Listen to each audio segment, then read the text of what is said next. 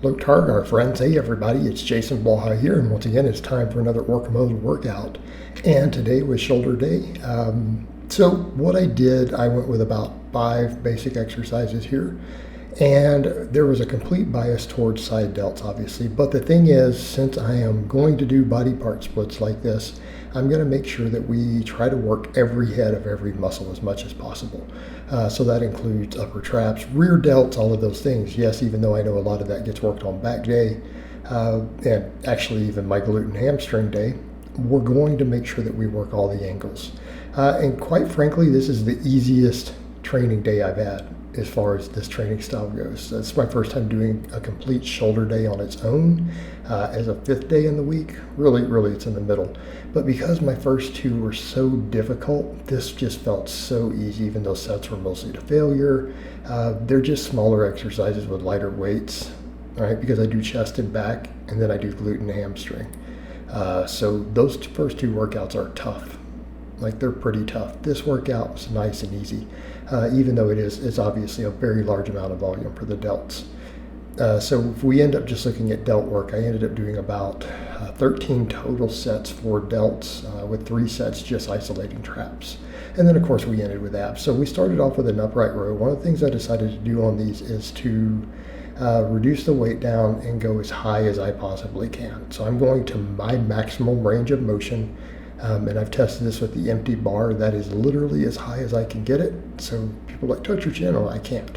Another reason I'm working so much on the shoulder mobility stuff, that's one of the reasons I'm doing all the hanging leg raises every workout. It's one reason I'm doing pullovers.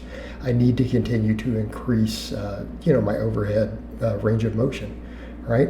I just don't have the flexibility in certain parts of my shoulder for that. But a lot of that can be because we haven't developed muscles at those angles. Certain things have gotten a little seized up with little minor acute injuries over the years. So it's something I'm going to continue to work on, and I know I can improve on it. It's just going to take loading. So stretching just doesn't do anything for me. People are like, why don't you just stretch? I've tried for months and months and months and months. It didn't do anything at all. The pullovers were the first thing that helped, and they're a weighted exercise. So obviously we went a lot lighter. Instead of throwing a full wheel on each side, I put a 10 instead of a 45. I managed to get 13 reps and then failed on all 3 sets. So it was pretty consistent. I just couldn't get another rep. So I'm trying to bring it as high as I can and then stretching as low as possible at the bottom. Then I go to kind of one of my staples, one of my favorites, the dumbbell lateral raise. And kind of the same with these. This is really as high as I can go. People are like, why don't you do a Lou raise? I can't. So this is the weight that lets me get about 10 to 12 reps and then fail on it, because I've messed with lighter stuff and I've even messed with 10-pound plates. So this is right about where I am for that. I've built up to this a little bit over the last couple months. So these feel good. They feel really good, actually. I probably feel just the most shoulder burn on this exercise out of any of my ones for the side delts. I feel the upright rows a lot, don't get me wrong. But for some reason, these just do seem to, I really feel that side delt a little bit more on this, probably more than any other exercise. Yes, even though I have a slight front lean, I have a slight bend in the elbow, feels good. Feels really good. I'm actually really happy with it. So again, I did 3 sets of these pretty much to failure. So for those curious what I mean by failure, like you see that little flex at the bottom, that's me attempting to do another rep without cheating, and I can't. Now, I went back to something I used to do to help bring my bench up, and that's a front raise. And yes, again, this is what my top looks like on the lockout at the top. This is what my range of motion is. Again, another reason to hit these things.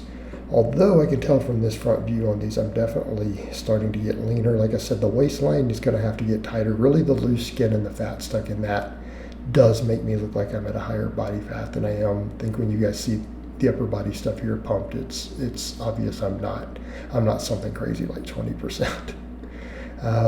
But that's the name of the game. We're going to bring up weak links. Really, it's going to be a lot of bicep work and tighten up that waistline, and I'm going to keep working on that. Down to 218 this morning, so the scale is continuing to trickle back down. So I'm in a good spot with the diet, right? I'm able to train hard while on it, while slowly losing weight. So we're going to just keep doing what we're doing with the diet. Ended up doing 3 sets of these. I lost count of reps. I know I got at least 10. I think I failed on like rep 11 or whatever on a couple of them. That was a failed rep there. These felt really good. These felt really good. I actually felt the front delt and the side delt both on these. So one of the things people need to note, every exercise here does hit the side delt, right? Because we did upright row, then a lateral. Obviously, those target it. This front raise still hits the side delt, even though it's interior dominant, and then the rear delt flies hit the side delt. And again, all the data on rear delt stuff, they usually hit the side delt when you look at any of the data that's on it, right? Obviously, upper traps got worked probably on all of these. Everything hit the traps. So traps probably got enough work, but I decided maybe to throw in a shrug anyways, although I might replace that shrug eventually with another type of lateral and just go, you know what, my traps are going to be massive if I just build my delts anyways. It's a debate as to if we really need to work traps or not at all directly. I decided just to do it because I worked everything else. These dumbbells felt a little heavy. I used 18s. They just didn't feel right, so I went over and just used 10-pound plates. So I did these for 1 set with this.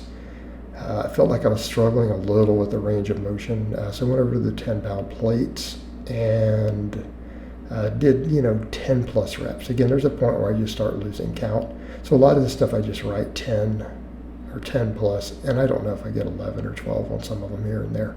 Main thing is I'm just taking them until it doesn't want to lift anymore, until it just burns too much. But usually these are going right up until I can't really do another clean rep. So that's why some of them I pause a little bit just to try to get to even 10. But again, the same thing, starting to see that separation in the chest there. So we know we're losing body fat. Definitely losing that body fat. And I think all the incline work combined with that, we'll really see that separation continue there as I drop weight. Like I drop another 5 or 6 pounds and keep doing the incline work, we'll probably see that really well. The shoulder day, though, the thing to remember, I feel like at this point for me, if I'm going to really chase aesthetics, obviously biceps are a big priority for me, just in terms of my proportions. But just continuing to develop the entire shoulder as I get leaner will probably help a lot. Especially because it'll just make me look wider up there. Because already I have the really wide back. So as the waistline gets smaller, just adding that extra round delt will be probably what I need to where I just look like a different person and people just be like, wow. People are already saying that though. They're already like, you look dramatically different from the fluffier power lifter we remember. But we're just going to keep rolling with it. Keep rolling with it, keep moving forward. Then of course I did my three sets of shrugs. And I just took my time with these, so around rep 10 I felt like I couldn't really get another rep. But I did that by the way I paced myself, right? Kind of paced myself in a way and then tried to slow down reps getting near the end just so that about 10 would be all that I have. I always squeeze on that last one. Again, these felt pretty good also. Like I said, I've done shrugs off and on, but I've never been the biggest fan of shrugs. I personally oftentimes think they're overrated. But we're just making sure that we're working those upper traps, making sure that I'm finishing them off with all this other stuff. Like I said, I could just as easily go add a 1-arm lateral or something in this same spot and be just as happy with it. And I'll think about doing that if I want to do that or not, if the traps actually really need to be isolated, compared to just building bigger delts. Again, subject to great debate.